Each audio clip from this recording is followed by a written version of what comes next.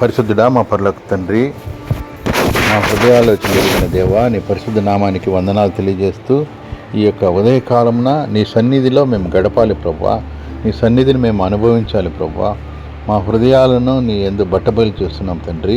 నీ వాక్యాన్ని మాలో విత్తండి ప్రభువా. విత్తబడిన వాక్యము మా హృదయాలలో ఫలించి నీరుగట్టి ఆ ప్రకారము మా జీవితాలను మార్చుకొని మా బతుకులు మార్చుకొని నీ సన్నిధిలో యథార్థవంతులంగా పరిశుద్ధంగా జీవించుటకు వాక్యం అనే ఖడ్గం చేత మమ్మల్ని సంధించి మా హృదయాల్లో విత్తబడిన వాక్యము మమ్మల్ని సర్వసత్యంలోనికి నడిపించినట్లుగా దీవించి ఆశీర్వదించమని యేసుక్రీస్తు నామమున ప్రార్థిస్తున్నాం తండ్రి.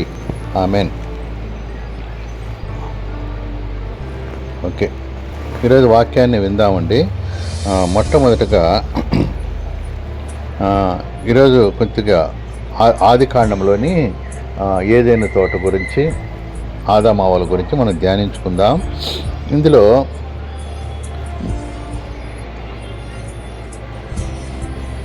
మనం కొన్ని దేవుడు మొట్టమొదట సృష్టించిన నరుని పేరు ఆదాము.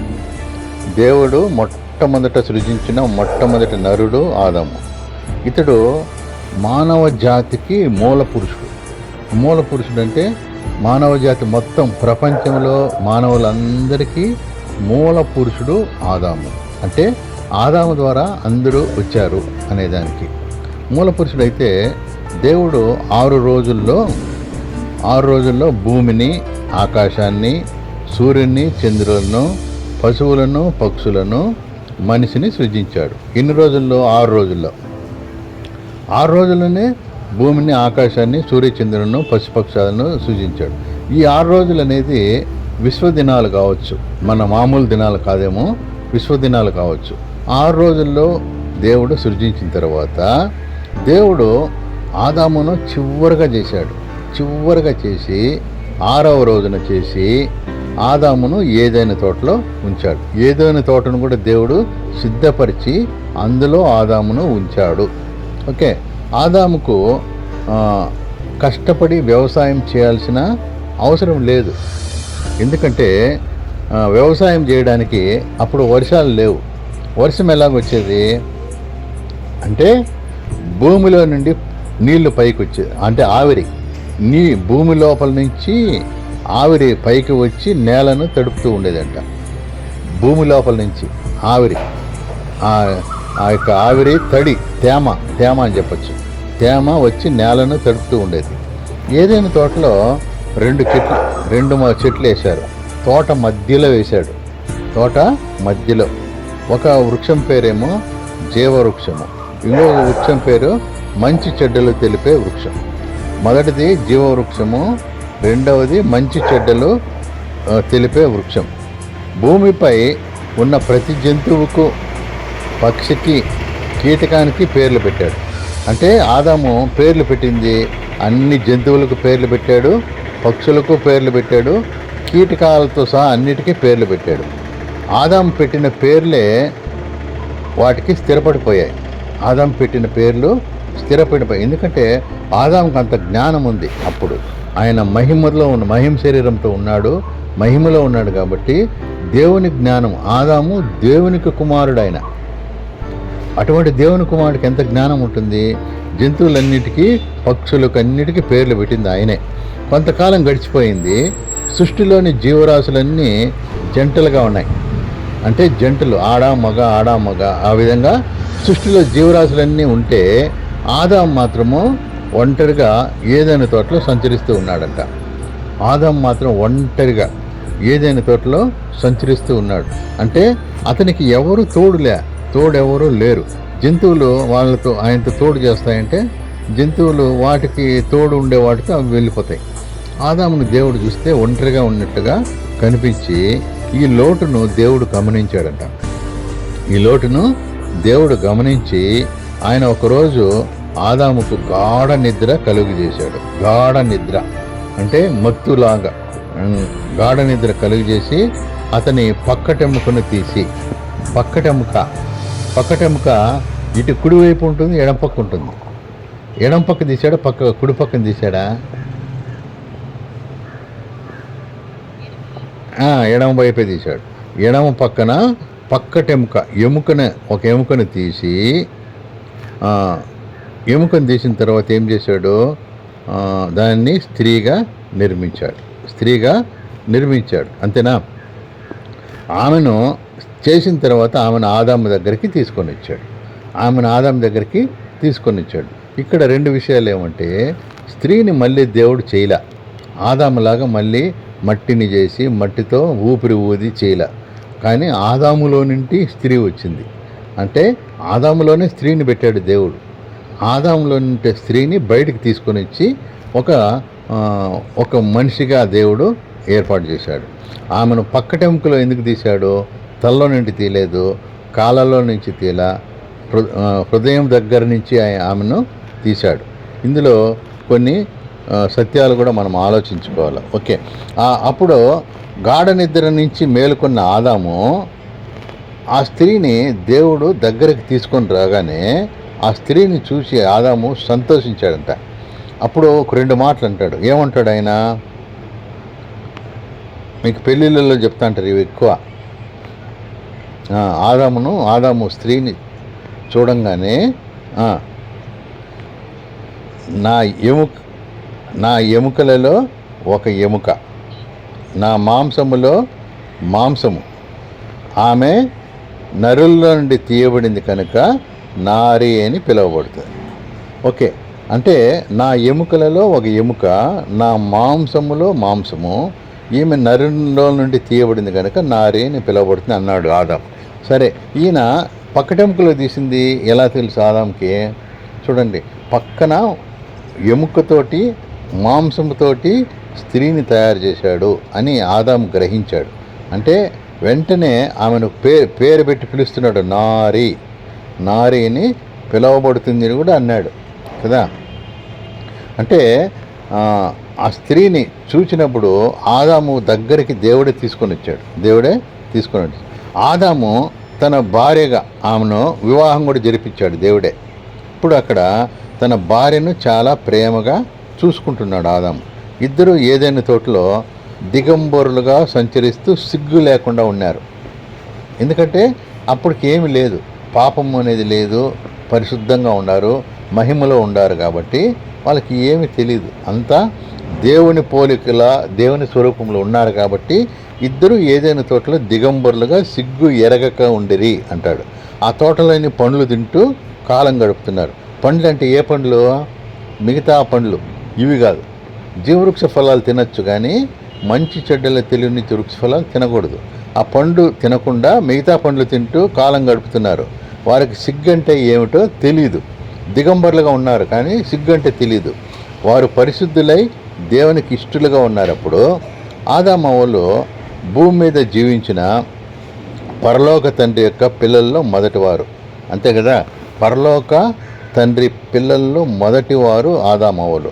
మొట్టమొదటి దంపతులు కూడా వాళ్ళే, ఫస్ట్ కపుల్ కూడా వాళ్ళే, మొట్టమొదట కుటుంబం కూడా వాళ్ళే, మొట్టమొదట పెళ్ళి జరిగింది కూడా వాళ్ళకే, మొట్టమొదటి పాపం చేసింది కూడా వాళ్ళే. అన్నీ మొట్టమొదట వాళ్ళే. స్టార్టింగ్ పాపం కూడా చేసింది మొట్టమొదట వాళ్ళే. కాబట్టి వారు అందమైన ఏదైనా వనంలో నివసించారు. దాని చుట్టూ అన్ని రకాల మొక్కలు ఉన్నాయి, చెట్లు ఉన్నాయి. దేవుడైన మన పరలోకపు తండ్రి వారిని ప్రతి దినము, ప్రతి సాయంకాలంన చల్లని పూట వారిని దర్శించి వారితో మాట్లాడేవాళ్ళు, వాళ్ళతో తిరిగేవాడంట. అంటే తోటంతా తిరిగేవాడు దేవుడే. ఇటువైపు ఆదాము, ఇటువైపు అవ్వతో తిరుగుతూ ఆయన సంచరించేటట్లుగా సాయంకాలము చల్లని పూట అని ఉంటుంది బైబిల్లో. దేవుడు ఒక్కటి తప్ప ప్రతి ఒక్క చెట్టు పొలంను వారిని తిననిచ్చాడు. ఒక్కటి తప్ప మిగతా పండ్లన్నీ నువ్వు తినవచ్చును అని చెప్పాడు. అందులో ఏది తినకూడదు అంటే మంచి చెడుల జ్ఞానమిచ్చే వృక్ష ఫలాలు వారు తినకూడదు.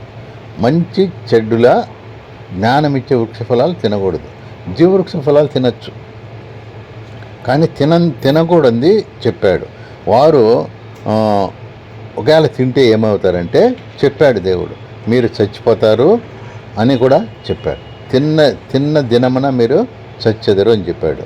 ఇప్పుడు నెక్స్ట్ ఏమవుతుంది, దేవుడు సృజించిన భూజంతువుల్లో దేవుడు అన్నీ సృజించాడు కదా, వాటిని అందులో ఒకటి చాలా తెలివైందంట, సర్పము. ఆ సర్పము చాలా యుక్తి గలది అని బైబిల్లో. యుక్తి అంటే కన్నింగు, వివేకము, అంటే తెలివి గలది అని కూడా చెప్పుకోవచ్చు. ఒకరోజు స్త్రీ హవ్వ దగ్గరకు వచ్చిందంట. ఏది? సర్పం. సర్పంలో ఉన్న సాతాను, సర్పములోకి దూరిన సాతాను. ఓకే, దగ్గరకు వచ్చి ఆమెతో మాట్లాడుతూ, ఈ తోట చాలా అందంగా ఉంది, తోటలోని పండ్లు చాలా బాగున్నాయి, కాబట్టి మీరు ఈ పండ్లు తినవచ్చునా, ఇది నిజమా అంటూ అవ్వ దగ్గరికి వచ్చింది. అంటే ఈ పండ్లన్నీ మీరు తినవచ్చునా అని అవ్వ దగ్గరికి వచ్చింది. అంటే ఇది నిజమా అని వచ్చింది. ఏ చెట్టు పండైనాను చూడండి, మన డిస్కషన్ ఎంత చక్కగా ఉంటుందో. వచ్చి ఇది నిజమా అని అంటూ, దేవుడు ఏమన్నా మిమ్మల్ని ఏదైనా చెట్టు పండు తినొద్దని చెప్పాడా అంటాడు. అంటే దానికి ముందే తెలుసు ఇది తినొద్దని దేవుడు చెప్పాడని తెలుసు. అక్కడికి వచ్చి మళ్ళీ అడగడంలో, అంటే దేవుడు మిమ్మల్ని తినొద్దు అని చెప్పాడా అని అంటూ, ఇప్పుడు ఆమెకు అవును అని అడిగితే, స్త్రీ ఏమనుంది సర్పంతో ఇలా అందంట, దేవుడు మాకు పూర్తిగా స్వతంత్రం ఇచ్చేశాడు, తోటలోని పండ్లన్నీ తినవచ్చును, కానీ అయితే, కాని పదం లేదాడా, అయితే అంటారు. అయితే తోట మధ్యలో ఉన్న మంచి చెడ్డల తెలియనిచ్చే వృక్షఫలాలు మాత్రము తినొద్దని, ముట్టవద్దునని చెప్పాడు అని చెప్తుంది. ముట్టొద్దని చెప్పలా, తినొద్దని చెప్తాడు దేవుడు. అవి తింటే చచ్చిపోతారని చెప్పినప్పుడు స్త్రీ మాటలు విన్న ఆ సర్పము, అది అంత అబద్ధము, ఎందుకంటే దేవుడు చెప్పిన మాటలు నమ్మద్దండి, అంత అబద్ధము అని, ఆ చెట్టు పండ్లు తింటే మీరు చావరు. సాతాను ఎలా చేస్తుందంటే మనల్ని అబద్ధమును ఒప్పించేటట్లుగా చేస్తుంది. దేవుని మాటలు వక్రీకరించి చెప్తుంది. బైబిల్లో సువార్త ఉంటుంది, సువార్తను వక్రీకరించి అబద్ధ బోధ చేసేది. ఈడ కూడా అబద్ధ బోధ అప్పుడే చెప్పింది సాతాను. మీరు తింటే చావరు, ఇది అబద్ధం కదా, దేవుడేం చస్తారు అని చెప్తే ఈ సాతాను ఏముంటుంది, మీరు చావరు, మీకు తెలివి వచ్చి మంచి చెడ్డలు తెలుసుకుంటారు. తెలివి వస్తుంది, మంచి చెడ్డలు తెలుసుకుంటారు, మీరు దేవతలతో సమానులవుతారు అంటుంది. దేవతలతో సమానులైపోతారు అంటే పండు తింటానే దేవతలతో సమానులైపోతారంట. అందుకే దేవుడు మీతో ఈ పండ్లు తినవద్దని చెప్పాడు అన్నది. ఇప్పుడు దేవుడు ఎందుకు తినొద్దని చెప్పాడు అని అవ్వకు డౌట్ వచ్చేసింది. తింటే దేవతలు అయిపోతామా, మేము చావమా అని చెప్పి ఆ బోధ ఆమెలో బాగా పనిచేసేసింది. ఎందుకంటే ఆ చెప్పే పద్ధతిని, చెప్పే వ్యక్తిని బట్టి ఆధారపడి ఉంది. ఆడ దేవుని మాటలన్నీ దేవుణ్ణి పక్కన పెట్టేసి సాతాను మాటలని తీసేసుకుంది లోపలికి. సరే, ఇది తింటే దేవతలు ఏమైపోతామో అని ఒక ఆలోచన, రెండవది చావమని ఒక ఆలోచన. ఈ రెండు ఆమెలో బాగా పనిచేసాయి కదా. ఇప్పుడు ఆ మాటలను ఆమె ఏమని చేసింది, నమ్మింది. సాతాను మాటలు నమ్మింది. ఆ చెట్టు పండ్లు చూస్తే ఎలా కనిపించాయంటే, అప్పుడు ఆ సాతాను చెప్పిన తర్వాత ఆ చెట్టు వైపు చూసిందంట. చూస్తే అవి చాలా అందంగా, తినడానికి చాలా రుచిగా ఉన్నాయంట. అంటే ఎవరైనా మనకు ఏదైనా చెప్పినారనుకో, మనకు కూడా ఇంత బాగుంది, మంచిదిగా ఉంది అని చెప్తే మనం చూపులు మారిపోతాయి. అప్పుడు మనకు కూడా అది అలాగే కనిపిస్తుంది కదా. కాబట్టి ఆ పండ్లు అందంగా, తినడానికి మంచిగా రుచిగా ఉన్నాయని గనుక ఆ స్త్రీ కొన్ని పండ్లు తీసుకొని తిని, ఇప్పుడు తన భర్త అయిన ఆదాముకు కొన్ని ఇచ్చింది. అంటే ఆదాముకు ఇక్కడ వద్దనే అవకాశం ఉంది, వద్దని చెప్పలా. ఆదాముతో డైరెక్ట్గా దేవుడు చెప్పాడు, మీరు పండు తినకూడదు, చస్తారని ఆదాముకే చెప్పాడు. తర్వాత స్త్రీ తెచ్చిన తర్వాత తినకుండా ఆపేయచ్చు, కానీ అట్లా చేయలేదు. తర్వాత ఆదామేం దూరంగా ఉన్నట్లుగా ఎక్కడ మనకు అట్లేమి అనిపించదు. కానీ ఆ పండ్లు తినింది, తన భర్తకైన ఆ ఆదాము కూడా ఇచ్చింది. అవి తిన్న వెంటనే వాళ్ళు దిగంబరులమని ఫస్ట్ గ్రహించారండి. పండు తినడము ఫస్ట్ దిగంబరులమని గ్రహించారు. అప్పుడు వాళ్ళు సిగ్గొచ్చి చెట్టు వెనక దాక్కున్నారు. భయం వచ్చింది, సిగ్గు వచ్చింది, భయం వచ్చింది. తర్వాత దిగంబరులుగా ఉన్నామని గ్రహించారు. అంటే మనసులో గ్రహింపు వచ్చేసి అంజూరపు ఆకులు కుట్టి తమ నడుములకు చుట్టుకున్నారు. అంజూరపు ఆకులు చుట్టుకొని నడుముకు వాళ్ళిద్దరే కదా ఉండేరు. వాళ్ళిద్దరికి కూడా సిగ్గు అనేది వచ్చి ఇటువైపు ఒకరు అటువైపు ఒకరు పరిగెత్తిపోయి చెట్టు వెనక దాక్కున్నారు. అంజూరపు చెట్టు ఆకులను నడుముకు వేసుకి కట్టుకున్నారు. ఓకే, ఇప్పుడు పండు తినడం అనేది పాపమా, దేవుని మాట ధిక్కరించడం పాపమా?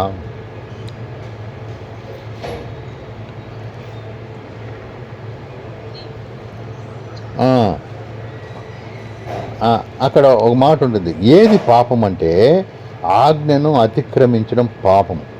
దేవుని మాటను వినకపోవడం అనేది పాపం. అంటే పండు దేవుడు వద్దంటే తినకూడదు. తినకుండా ఉంటే అది దేవుడు ఒప్పుకుంటాడు. కానీ నా మాటనే మీరు అంటే ఒక మాట అంటాడు సౌలుతో, బలులు అర్పించుకున్నట కంటే మాట వినుట శ్రేష్టం అంటాడు. అంటే మాటను వినాలి. దేవుడు చెప్పింది అంటే బైబిల్లో కూడా ఏది చెప్తే అది వినాలి, అంతేగాని ప్రశ్నలు వేయకూడదు. మరియు మాట వినకుండా చేస్తే అది కూడా పాపమే. అందుకే పాపము అనేది పండ్లు తినడము తినకపోవడం కాదు, కానీ దేవుని మాటను ఆజ్ఞాతిక్రమమే పాపమైంది. ఇక్కడ ఆ స్త్రీ ఆ పండును తిన్న తర్వాత భర్తకు కూడా ఇచ్చింది. అక్కడ ఒక మాట ఉంటుంది, ఆదామా నీవు నీ భార్య మాట విని అంటాడు. పండు తిన్నావు అంటాడు దేవుడే. నీ భార్య మాట విని అంటే నా మాట వినలేదు, నీ భార్య మాట విన్నావుగా పండు తిన్నావు అని ఒక నేరాన్ని ఆదాం మీద మోపుతున్నాడు. అంజూరపు చెట్టు ఆకులు ఎందుకున్నాయి అక్కడ అంటే ఆ పండు ఏం పండు మనకు తెలియదు. మనము టీవీలో అంతా ఐఫోన్లో పండు వేసి ఉంటాడు. ఏం పండు అది ఐఫోన్లో? అది ఫుల్గా ఉంటుందా? ఫుల్గా ఉండదు, అది కురికినట్లు ఉంటుంది. అది అవ్వకొనిన పండేది వాళ్ళు వాడేసుకున్నారు, ఇప్పుడు ఫేమస్ అయిపోయింది. కాబట్టి ఆ విధంగా మనం పండు తిన్న వాళ్ళు కాదు, కానీ ఆజ్ఞాతిక్రమం పాపమైంది. ఇప్పుడు ఒక మాట చదువుదాం. 2 కొరింథీ పత్రిక 11:3. 2 కొరింథీ పత్రిక 11:3 ఒక మాట చదువుకుందాము.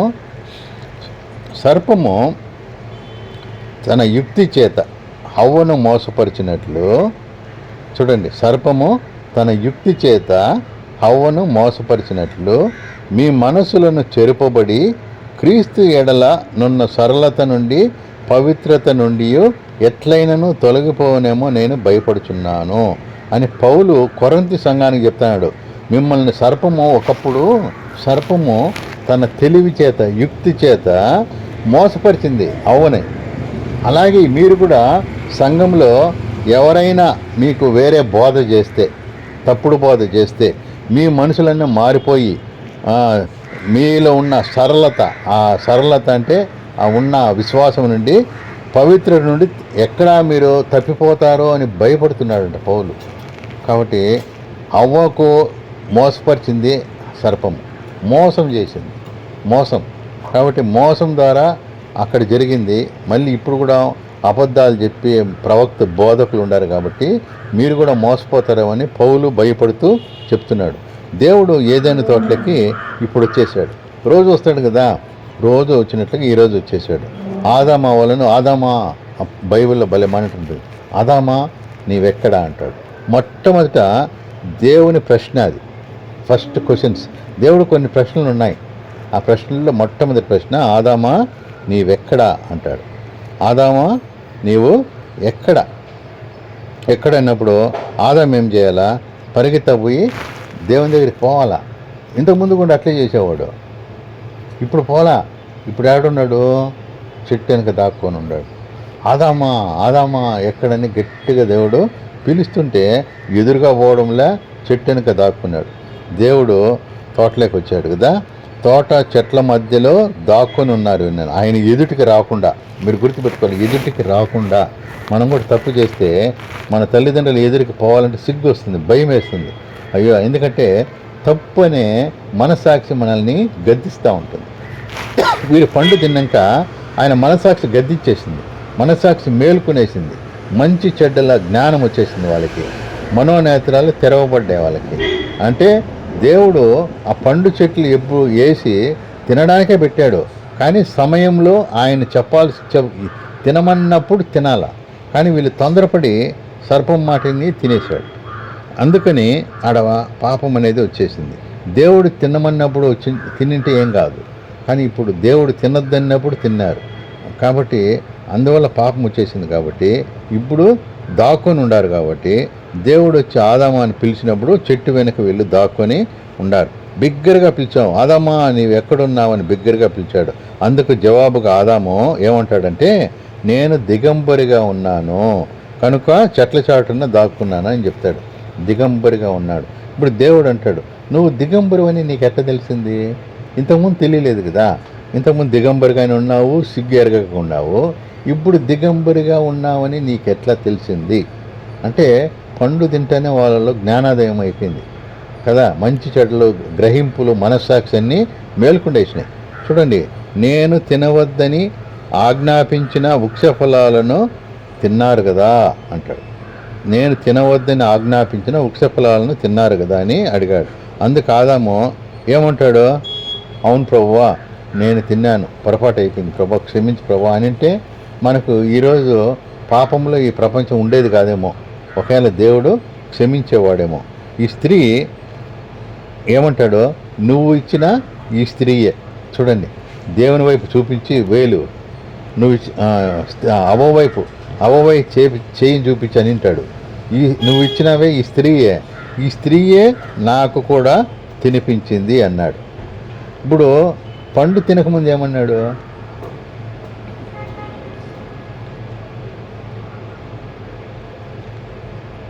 నా ఎముకలో ఎముక, నా మాంసములో మాంసము, నారీని పిలిచాడు. అంటే నా అనే వచ్చిందా అడ లేదా?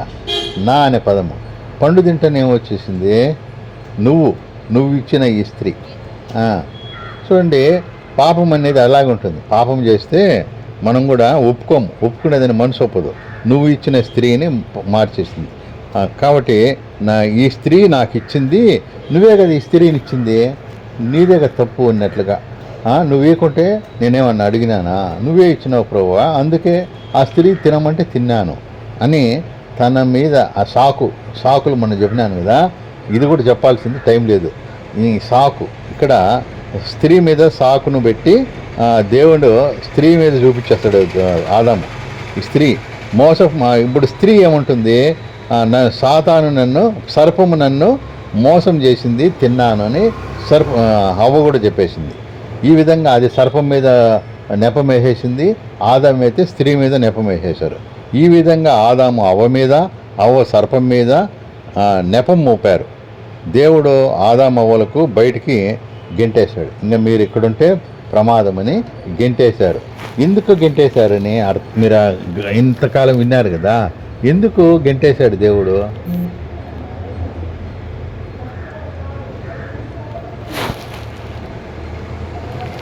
ఇది నేను భలే ఎక్కువ చెప్తా ఉంటాయి ఈ మాట. ఎందుకు గెంటేశారు? పాపం చేశారు ఓకే, తిన్నారు. ఇప్పుడు గెంటేయాల్సిన పని ఏముంది?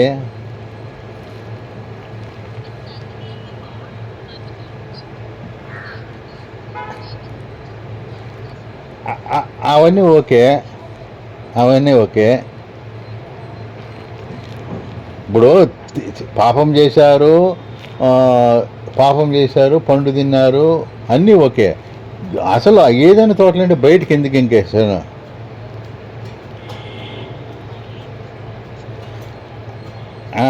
అది మీరు ఆ పాయింట్ కరెక్ట్ పాయింట్ కదా.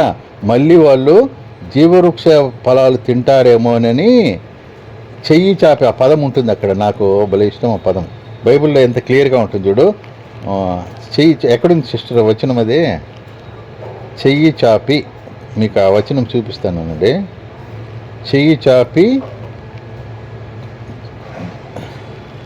టైం అయిపోయింది కాబట్టి చెయ్యి చాపి 3:4 ఏడ ఉంది చూడండి. చెయ్యి చాపి జీవవృక్ష ఫలాలు.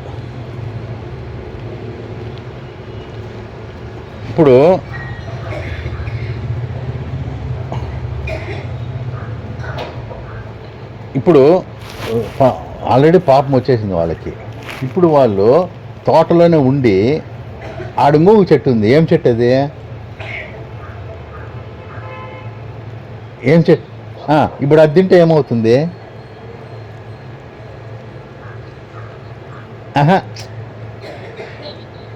కారు ఆల్రెడీ అయిపోయింది కదా, తినేసినారు సాతాను చెప్పి. ఇది తింటే కాదు వచ్చేది, అది తింటే అయ్యేది. ఇది తింటే ఏమవుతుంది? జీవవృక్ష ఫలాల యొక్క పని ఏమి?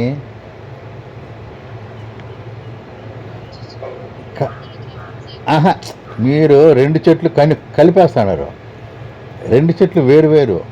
జీవవృక్ష ఫలాల చెట్టు ఒకటి, మంచి చెడ్డల్ని తెలియని వృక్ష ఫలాలు ఒకటి. ఈ మంచి చెడ్డలది తినద్దన్నాడు, జీవవృక్ష ఫలాలు తినచ్చు అన్నాడు. ఇప్పుడు సిస్టర్ మీరు చెప్పండి, ఆ పాయింట్ ఏమని మీరు చెప్తారా? మళ్ళీ వాళ్ళు జీవవృక్ష ఫలాలు తింటారని గెంటేశారు. ఓకే, తింటే ఏమవుతుంది?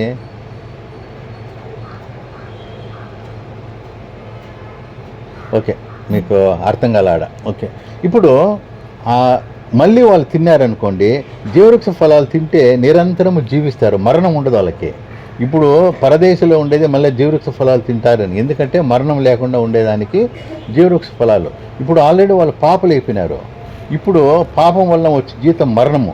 చచ్చిపోయి వాళ్ళు చచ్చిపోవాలా, ఎందుకంటే పాపం వల్ల వచ్చే జీతం మరణము. ఆ మరణం లేకుండా వాళ్ళు నిరంతరము బతికితే పాపులుగానే బతకడం దేవునికి ఇష్టం. నిరంతరము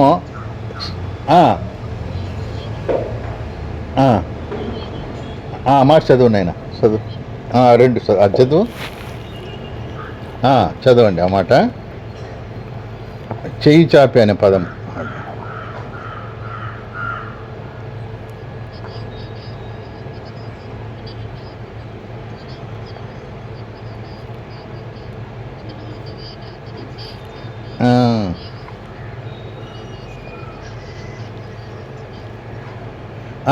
ఒకవేళ అంటే అర్థమేమి? ఆ తరిమేయడంలో ఉద్దేశం ఏమంటే ఒకవేళ అంటే ఇక్కడ కానీ వదిలేసాం అనుకోండి ఏదైనా తోటలో, మళ్ళీ పోయేసి జీవవృక్ష ఫలాలు తింటే ఇంకా చావు లేకుండా పాపులుగానే నిరంతరము జీవిస్తారు. ఇప్పుడు వాళ్ళు నిరంతరం పాపులుగా జీవించడం దేవుని ఉద్దేశమా? వాళ్ళు పరిశుద్ధులుగా ఉండాలని, వాళ్ళు మహిమతో ఉండాలని, పవిత్రంగా జీవించాలనిగా దేవుడు పెట్టింది. దాన్ని వాళ్ళు పండు తినేసి దాన్ని దాటేసినారు. ఇప్పుడు అపవిత్రులు అయిపోయినారు, అపరిశుద్ధులు అయిపోయినారు. ఇలాగ జీవిస్తే వాళ్ళు పిల్లల్ని కంటే కూడా వాళ్ళు కూడా అపవిత్రులుగాను నిరంతరం చావు లేకుండా ఎప్పుడు ఉంటారు. ఇప్పుడు మరణం ఎందుకు వచ్చింది? పండు తినడం వల్ల మరణం వచ్చింది. ఆ మరణం నుంచి దేవుడు యేసుప్రభు ఎందుకు వచ్చాడు? ఆ పండు తిన్న పాపము నుంచి తీసివేయడానికి యేసుప్రభు ఈ లోకానికి వచ్చాడు. అంటే పాపము అనేది తీసివేయడానికి యేసుప్రభు ఈ లోకానికి వచ్చాడు. ఆ పాపం అనేది ఆదాము అవ్వల ద్వారా వచ్చింది. ఈ పాపం పోవాలంటే పాపంలో వాళ్ళు చచ్చిపోకూడదు. పాపంలో చచ్చిపోతే ఏమవుతుంది? నరకానికి పోతారు, అంతే కదా. ఆ పాపాన్ని తీసివేసి వాళ్ళని పరిశుద్ధులుగా మార్చడానికి యేసుప్రభు రక్తాన్ని చిందించి ఆయన నమ్ముకున్న వారికి విముక్తి కలిగించి పరిశుద్ధులుగా మార్చడానికి ఆయన ఈ లోకానికి వచ్చాడు. కాబట్టి ఆదామవ్వలు పాపంతో చచ్చిపోవడం దేవునికి ఇష్టం లేదు. కాబట్టి ఆయన వెంటనే అక్కడ ఒక జంతువును బలిచ్చి వారికి చర్మపు చొక్కాయలు తొలగించి ఆ తోట నుండి బయటికి పంపించేస్తాడు. అంటే మళ్ళీ జీవవృక్ష ఫలాలు తిని ఇప్పుడు ఆదామవ్వలు చచ్చిపోయినారు. చచ్చిపోయిన తర్వాత వాళ్ళకు పాపులుగా చచ్చిపోలే. పాపులుగా అంటే దేవుడు వాళ్ళకి అక్కడ బలి ఇచ్చేసి వాళ్ళ పాపాలను కప్పేశాడు. ఓకే, అంటే ఒకవేళ బయటికి పంపించుకున్నామంటే ఈ చెట్టు పొలాలు తిని అక్కడే నిరంతరం పాపులుగానే చావు లేకుండా అలాగే ఉండిపోయేవాళ్ళు. అది దేవునికి ఇష్టంలే.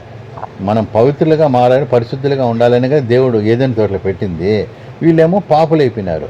ఈ పాపులుగా నిరంతరము జీవవృక్ష ఫలాలు తిని మరణం లేకుండా ఉంటారని ఆ జీవవృక్ష ఫలాలు వాళ్ళ చేతికి అందకుండా చుట్టూరా కెరూబులను పెట్టి, కెరూబులు అగ్నిని పెట్టి వాళ్ళు గేటు దాటి లోపలికి రాకుండా గేట్లు మూసేసి బయటికి తరిమేశాడు.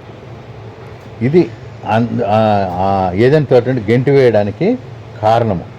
ఈ తర్వాత పాపం వలన వచ్చి జీతం మరణం కాబట్టి అందరూ చచ్చిపోయినారు. చచ్చిపోయేటప్పుడు వాళ్ళు నరకానికి పోకుండా ఎవరైతే యేసు ప్రభువుని నమ్ముకుంటారో వాళ్ళకి నిత్య జీవం. మళ్ళీ ఇప్పుడు మనమంతా ఆ పాపంలోనే వచ్చేసాం. ఆదాము నుంచి పాపం మనందరికీ వచ్చేసింది. ఇప్పుడు ఆ పాపం పోవాలంటే ఏం చేయాలా? పరిశుద్ధిని రక్తమే చిందించాలి. ఆ పరిశుద్ధుడైన యేసు ప్రభువు ఈ లోకానికి వచ్చి ఆయన నమ్ముకున్న వాళ్ళకి ఆ రక్తం ద్వారా పాపక్షమాపణ కలుగుతుంది. కాబట్టి మనము నరకానికి పోకుండా మనం పరలోకానికి పోతాం. అంటే మనం శిక్ష నుండి తప్పించబడతాం. అందుకోసం ఆయన ఈ లోకానికి వచ్చాడు. అంటే పండు తినడంలో పాపం లేదు, కానీ ఆజ్ఞను అతిక్రమించడంలో పాపం ఉంది. మరియు ఆదామును తోటల నుంచి గెంటివేయడానికి కారణం ఏమంటే మళ్ళీ జీవవృక్షాలు తిని నిరంతరము పాపలుగా జీవించడం దేవునికి ఇష్టం లేదు. కాబట్టి వాళ్ళను గెంటివేశాడు, కెరూబులను కాపలా పెట్టాడు. ఇప్పుడు ఏదైనా తోట అనేది జలప్రలయంలో కొట్టుకొని పోయింది, అది లేదు. కాబట్టి పరదేశిలో జీవవృక్ష ఫలాన్ని మళ్ళీ తిరిగి అక్కడ పెట్టడము జరిగింది. ఇదన్నీ మనం ఆదాము ద్వారా పుట్టాము కాబట్టి, ఒక మనిషి నుండి పాపం వచ్చింది కాబట్టి ఆదాము ద్వారా వచ్చిన ఈ ప్రపంచంలోని సంతతి అందరికీ ఈ పాపం అనేది సంప్రాప్తమైంది. ఈ పాపం పోవాలంటే యేసు ప్రభు రక్తం ద్వారానే పోతుంది. కాబట్టి అందుకే ఆయన పరలోకాన్ని విడిచిపెట్టి భూమి మీదకి వచ్చి మానవ శరీరాన్ని ధరించుకొని రక్తాన్ని చిందించి ఆ పాపాన్ని తీసివేయడానికి ఈ లోకానికి వచ్చాడు. కాబట్టి మనము తెలుసుకోని విషయం ఏమంటే ఆదాము పాపము, యేసు ప్రభు మరణం. ఆదాము పాపము యేసు ప్రభు మరణానికి కనెక్ట్ అయిపోయింది కదా. కాబట్టి పాపం అనేది మనిషికి ఏ విధంగా పోదు. కొంతమంది పాపం ఎలా పోతుందంటే పుణ్యకార్యాలు చేస్తే పోతుందని, నీళ్ళల్లో స్నానం అంటే పవిత్ర జలాల్లో స్నానం చేస్తే పోతుందని, దాన ధర్మాలు చేస్తే పోతుందని వీళ్ళంతా ఆచారాల్లో పెట్టుకుంటారు. కానీ వీటి వల్ల పాపం పోదు. దేవుని పరిశుద్ధ రక్తం ద్వారానే పోతుందని మనం గమనించాలి. కాబట్టి ఈ మాటల ద్వారా మనం ఏం నేర్చుకోవాలంటే సర్పం చేత ఆదాము అవ్వలు మోసపడినట్లు మనం కూడా మోసపోడకుండా జాగ్రత్తగా ఉండి యేసు ప్రభువుని నమ్ముకొని ఆయన మాటలు వినాలని కోరుకుంటూ ఈ చిన్న వాక్యము దేవుడు మన వెనుకల్లో దీవించిన గాక. ఆమేన్. Praise the lord.